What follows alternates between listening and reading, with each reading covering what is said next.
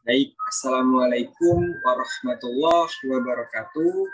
Selamat pagi dan salam sejahtera untuk kita semua.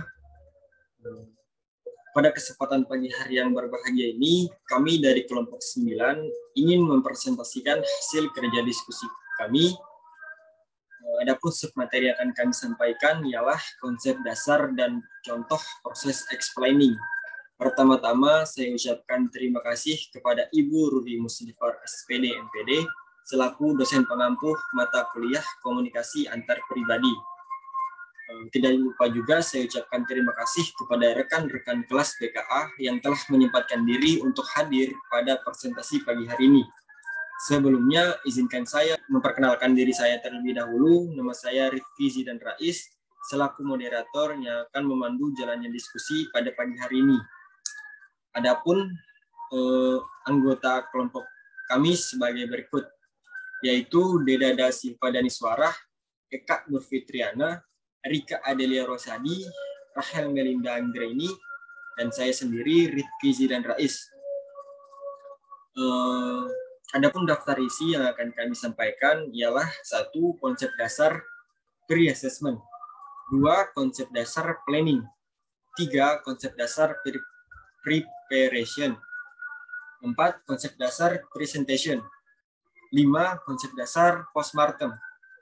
Baik, tanpa perlu berlama-lama, saya limpahkan kepada tim moderator, tim penyaji yang akan menyampaikan isi materi. Kepada tim penyaji, saya persilahkan.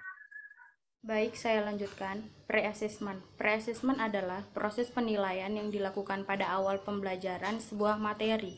Memiliki tujuan yang sangat penting dalam kelancaran dan efektivitas proses pembelajaran di dalam kelas. Materi selanjutnya saya serahkan kepada rekan saya persilahkan. Selanjutnya adalah planning.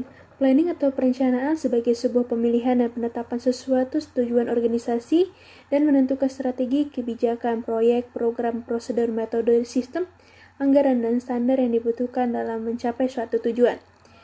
Rencana terbagi menjadi 5. Yang pertama ada rencana global yang terdiri dari analisis SWOT.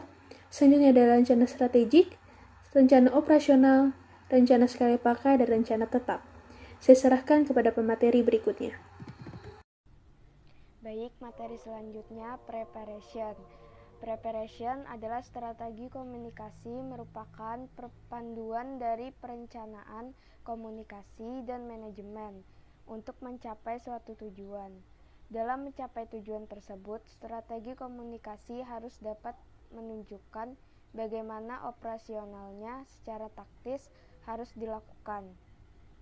Berikut 4 faktor penting yang harus diperhatikan dalam menyusun strategi komunikasi, yaitu mengenal khalayak, menyusun pesan, menetapkan metode, dan pemilihan media komunikasi. Untuk materi selanjutnya akan dilanjutkan oleh rekan saya. Selanjutnya ada presentation. Presentasi berisi informasi, data, bukti yang disusun secara logis untuk meyakinkan orang terhadap topik tertentu.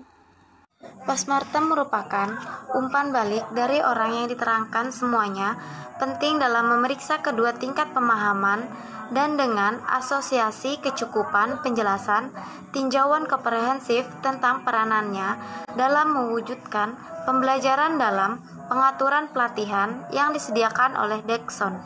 Baik, demikianlah penyampaian dari tim penyaji. Selanjutnya izinkan saya menyampaikan kesimpulan dari materi yang telah kelompok 9 sampaikan. Dari paparan materi di atas dapat disimpulkan bahwa konsep dasar dari pre-assessment adalah proses penilaian yang dilakukan pada awal pembelajaran sebuah materi yang memiliki tujuan penting dalam kelancaran dan efektivitas proses pembelajaran di dalam kelas. Contohnya, guru dapat membentuk kelompok belajar yang bertujuan dalam memfasilitasi siswa dalam berdiskusi dan bekerja sama dalam memahami proses pembelajaran.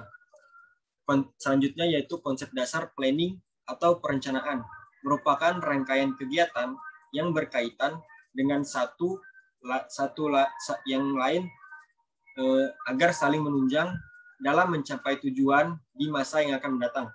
Contohnya perencanaan pembelajaran yang dilakukan oleh guru untuk membantunya dalam mempersiapkan dan menentukan tindakan apa yang akan dilakukan pada saat proses pembelajaran berlangsung, dan agar proses pembelajaran dapat berjalan dengan efektif.